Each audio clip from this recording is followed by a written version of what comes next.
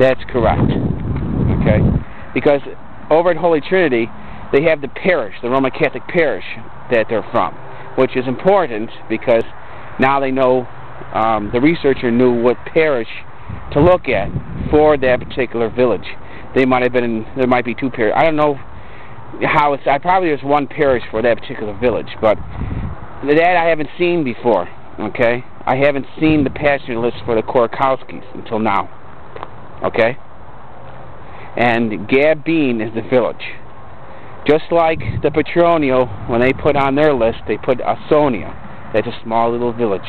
So now I know exactly where the Korokowskis came from. In 1909, Joseph Pavlak was still living. In 1913, Joseph Pavlak was still living, and he died in 1914. So when those Korokowskis came here, the last two, okay, there might be more, but I found two different ones coming at two different times. You know, they probably are linked to Joseph Pavlak, just like these other Petronios are linked to each other. They're not direct line, okay? Okay, like these that's Luigi Antonio Petronio and Marie Capituno, and the next generation above those four people do not match the same Luigi and Marie Capituno. They're linked to Andrew and Angelina and this Marie Cristina, this Attilio Barilli that just died. Those four people going back two generations beyond them, their grandparents say, all are different names. Palladino and Simone, for example, are one of the different. So it separates the two Cappuccino sisters. One's a Palladino, one's a Simone. I'm the Palladino one, okay?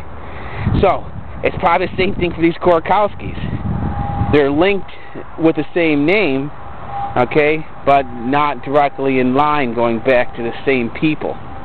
Do you understand?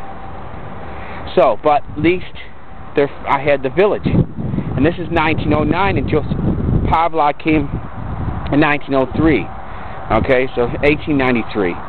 So it's 1903, 16 years later, another Korokowski came, and there's a good 15-year difference in the birth. One's 1871 or 1872, Joseph Pavlak, and the other one's 1884, 85. So say 1872 to 1885, that's 13 years. So we're talking 13, 16-year difference between one came in later. So it makes perfect sense, between 13, 16 years. So that means Joseph Pavlak's relation came here later, Korokowskis, and that's his name. Lucky they put Korokowski on the marriage record, you know, for the city of Utica and for the state, because that was important, because other Korokowskis came that he wasn't going to be aware of in 1898, that 9 years later, in 1909, that other Korokowski were coming, but he just happened to put down Korokowski. Okay? And the other Korokowski went to your mother's Janice Korokowski died 2 years ago. That her father-in-law is Stanley, that one there. And his other three brothers came here, Leon, Joseph, and Ignatius. Ignatius and Joseph had buried down Long Island. Leon, I don't know. I thought he was in Brooklyn, but it gives me more proof. It says Utica, so that's their intent, was to come to Utica. So, you know, that's good. And I have that. Same thing with the other Petronios. The passenger list for 1893 is not as good as after 1900, because it tells the relations of the people that they left, the link to them in the village, and a link to people here. So they had two links to the village itself, okay, people that were there that they knew, that they could communicate with if something happened, and people here that they communicate if something happened. Well, in the 1890s, they didn't do that. Okay, so that's the big difference. But it's still, Gabine is the village. They came here, and we're talking 4 sets of Korokowskis, just like the Petronios, or Andrew, Luigi, Tommaso. Those 3 there are different ones, you know, but they still came. But they weren't brothers, but they had the same name. So that gives us the opportunity to go to find the other one in Detroit there, where George Reuben's brother, Charles, was buried out there. Just surprisingly enough, he's not buried in the same cemetery as his aunt. That would be something that he should have done, but he didn't do. And that would have made it easier You know, maybe he thought at the time, who's going to find me anyways, that way out here anyways. But I did.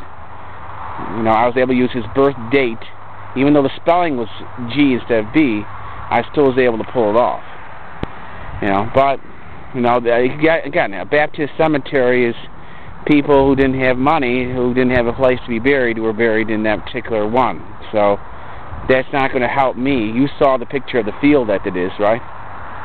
There are very few stones. It's all big fields, like where the Jaguars are. So 2012, the census comes in. She looked at the city directory, which I still can pay her more to look at the city directory for the different other spellings of Moravich or Moravich. It's got to be Polish.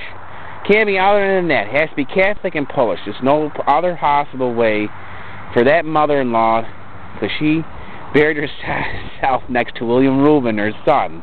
So she's going to do that, not allow Catherine Gobber to be buried next to her first husband. Okay? And her last son with Joseph Pavlak. That's a feeling no different than Michael Crow and his two sons. You understand, right? Based on religion, right? Right. So that's the stressor for people in the future, because if you don't explain why you create that feeling based on religion, and if we can locate you, then you're into oblivion. Well, that's not going to help anyone. Especially how people exist, even today. Religion, it plays a big role, but it plays a big role to them, but in their own small little world that they lived in. And there are probably another 200 people, 20 years from now, they probably think we lived in a small little world with little cars, with Jaguars. You know, but I like them, you know. So for now, we still have that opportunity for the census, okay, in 2012. So we're already March 2000. It's April 1st of 2011. So we're only 4, 5, 6 months away, and then another year, okay, and then I will have the opportunity to search, the census, and they might put it on a little bit earlier. I don't know if they will or won't, but I don't know. But at least it'll give us an opportunity, and I can ask her to look at the city directory, the different spellings. In the meantime, okay, during the 1.5-year time period, I can ask her to look up, the different spellings and see if she can come across that, if that's spelling. But I would think there's only reason for him, Charles, to go to Detroit from Rochester is, not just to be a chef in a big city and live downtown city, is to have an acquaintance there to go talk to, that's related to him, right? Why would he go all that way for nothing? The woman second wife that he's associated with is from Iowa. She didn't want to live in an apartment in downtown. That wasn't going to happen. He lived in an apartment situation, a live-in situation. That's not going to work. So that's that's how it worked. And she's got to be buried, but without the correct spelling, I can't come up with very much. Okay. I mean, St. Joseph Church probably has the marriage record. They just won't give it to me because I don't have the exact vowels and consonants.